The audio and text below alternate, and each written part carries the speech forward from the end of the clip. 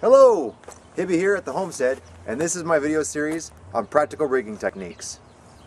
So in this series, I'm going to try to give you guys some knots that I've learned within the 6 years of my trade that have really helped me out, and I think that everybody should know them. It's going to make your life so much easier, and you'll learn that you can pretty much do just about anything if you have the right knot to do it. So stick with me, guys, and we'll start out with some terminology. So why do we need to know terminology?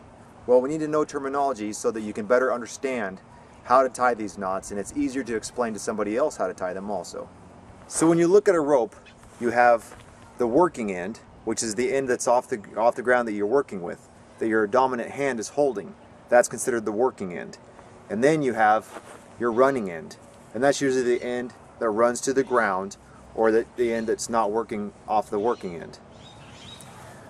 So now, in order to make an overhand loop, I'll take my working hand and loop it over the running end. So now that makes an overhand loop, because it's looping over the running end. To make an underhand loop, you would just loop it to the underside of the working end. So an overhand loop is over, an underhand loop is under. So that's some helpful terminology for this series, and I hope you stick with me, and we're going to teach you guys how to tie lots of practical knots that are going to help you get out of any kind of a jam. They're going to give you some kind of mechanical advantage so that you can make up a pulley system. You're going to learn how to descend from steep cliffs and crags and do emergency rescue. Okay, so now I'll take you guys through the basic bowline knot. So why tie a bowline? Well, you can just do a couple half hitches. Everybody knows how to do that. A half hitch is just when you take the knot and put it through, just like you do with your shoelaces. That's a half hitch. Well, why wouldn't you just do a bunch of those to rig something to? Well, that's fine, but if you load this, that's going to cinch up so tight that you'll never be able to get it undone. It's good to know a bowline, because a bowline has a key that you can flip to undo the knot. And this is how it looks. That's a bowline right there. So the reason why you would tie this to something is that you have this key on the top that you can flip open, and that lets the knot just fall apart real easily, and you can load it really hard, and that key will always be able to get undone. Okay, so now we're inside. Now I'm going to go ahead and show you how to tie the bowline.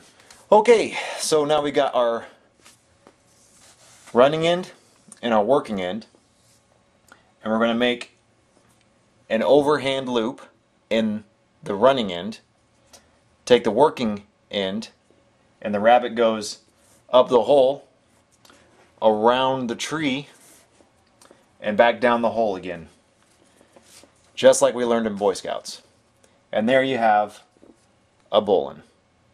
Is that you can load this as hard as you want, and this right here is your key on the back side. Now if you flip this, it's going to open the knot up so that you can take the knot back apart.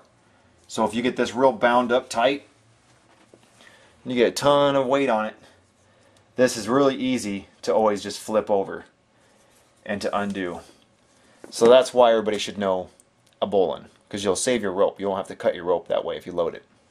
Another way to tie this knot that works well for me, and that makes it to where you can do it with your eyes closed, is that I take my working end, I grab my running end with my index finger and my thumb, and I flip that overhand knot in with my right hand. So I'm flipping it, and now the rabbit's already up through the hole, and I made the hole, and now it's just a piece of cake to run that around the tree and back down into the hole again. And there you have it. Now when you're always tying your knots for rigging purposes, you want to always make sure that you leave enough tail coming through the hole. Because if I leave this too short and I put some load on this, the rope might milk out of that. And what that means is it'll pull until that knot pops out, boop, and there you are. Now, whatever you had tied in there is hitting the dirt.